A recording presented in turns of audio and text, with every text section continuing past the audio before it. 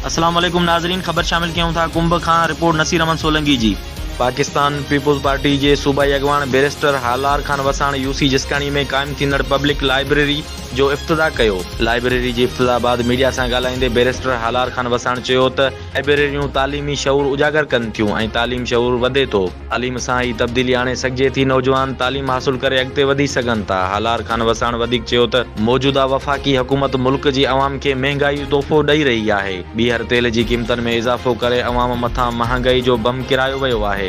इमरान खान जी हुकूमत मुकम्मल नाकाम थी चुकी आहे। हुकूमत ख़िलाफ़ पीपी चेयरमैन बिलावल भुट्टो ज़रदारी जी क़यादत में कराची खां इस्लामाबाद ॾांहुं लॉन्ग मार्च सिलेक्टेड हुकूमत ख़िलाफ़ भरपूर अवामी मार्च हूंदो ऐं ईंदड़ इलेक्शन में पीटीआई खे उम्मीदवार बि न मिलंदा। पीपी ईंदड़ इलेक्शन में कामयाबी माणींदी।